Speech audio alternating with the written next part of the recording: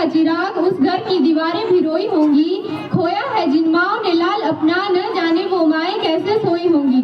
खोया है जिन माँओं ने लाल अपना, न जाने वो माएँ कैसे सोई होंगी।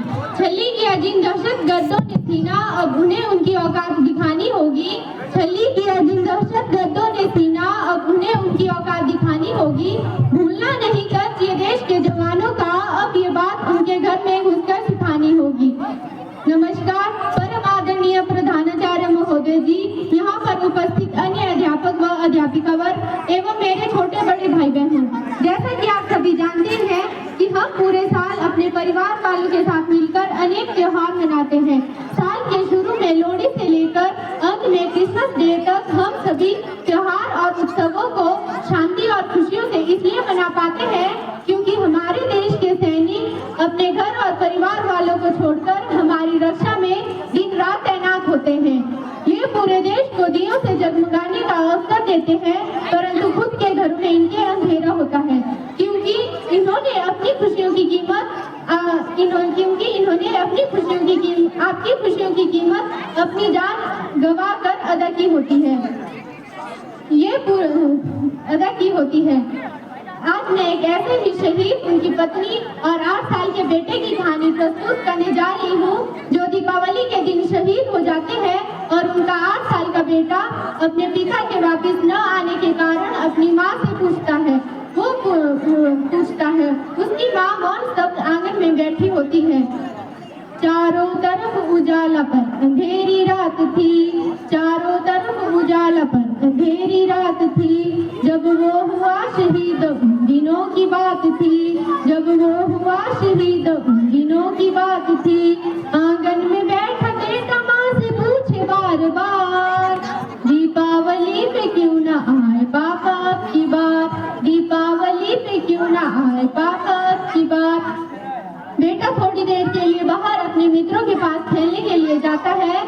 अपने मित्रों के पिताओं द्वारा लाए हुए उपहारों को देखता है, परंतु उससे पहले वह अपनी माँ की स्थिति देखता है और अपनी माँ से कहता है, माँ क्यों ना तूने आज भी बिंदिया लगाई है, माँ क्यों ना तूने आज भी बिंदिया लगाई है दोनों हाथ खाली ना मेहंदी लगाई है दोनों हाथ खाली ना मेहंदी लगाई है। बिछिया भी नहीं पाँव में बिखरे से बाल है, बिछिया भी नहीं पाँव में बिखरे से बाल है। लगती थी कितनी प्यारी अब ये कैसा हाल है, लगती थी कितनी प्यारी अब ये कैसा हाल है। कुमकुम के बिना सूना सा लगता है श्रृंगार, दीपावली पे क्यों ना आए पापा अब की बार, दीपावली पे क्यों ना आए पापा अब की बार। अपने मित्रों के पिताओं द्वारा लाए हुए उपहारों को देखता है और उदास होकर वापिस अपनी माँ की गोद में आता है और पुनः वही प्रश्न करता है।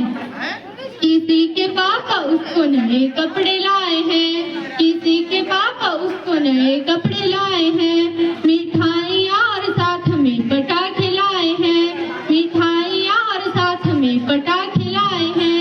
वो भी तो नए शूज पहन खेलने आया, वो भी तो नए शूज पहन खेलने आया। पापा पापा कह के सबने मुझको चिढ़ाया, पापा पापा कह के सबने मुझको चिढ़ाया। अब तो बता दो क्यों है सूना आंगन घर द्वार, दीपावली पे क्यों ना आए पापा अब की बार, दीपावली पे क्यों ना आए पापा अब की बार। उस बेटे को अपनी माँ से कोई जवाब नहीं मिलता है और वह अपनी माँ से रूठ जाता है, खींच जाता है। वह अपनी माँ के दोनों हाथों को पकड़ता है और उस बुत बनी माँ को झचकोने लगता है और कहता है, 2 दिन हुए हैं तूने ना कहानी सुनाई, 2 दिन हुए हैं तूने ना कहानी सुनाई।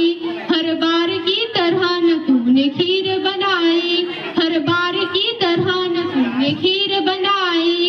आने दो पापा को मैं सारी बात कहूँगा, आने दो पापा को मैं सारी बात कहूँगा।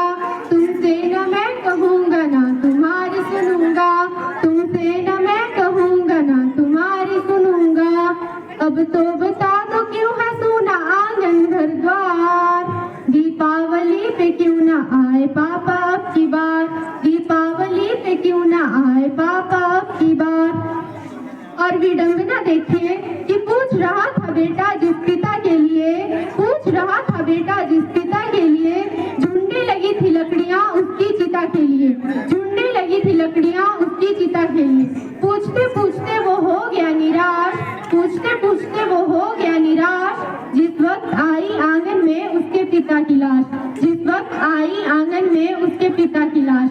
वह बेटा एक टक उस लाश को देखता है और एक टक अपनी माँ की तरफ देखता है, पुनः उस लाश को देखता है और पुनः अपनी माँ की तरफ देखता है। वह बेटा उस लाश को देखकर अपनी माँ से कहता है, मत हो उदास माँ मुझे जवाब मिल गया, मत हो उदास माँ मुझे जवाब मिल गया, मकसद मिला है जीने का वो ख्वाब मिल गया, मकसद मिला है जीने का वो ख्वाब मिल गया। पापा का जो काम रह गया है अधूरा, पापा का जो काम रह गया है अधूरा, लड़ कर के देश के लिए करूँगा मैं पूरा, लड़ कर के देश के लिए करूँगा मैं पूरा। आशीर्वाद दो काम पूरा हो इस बार।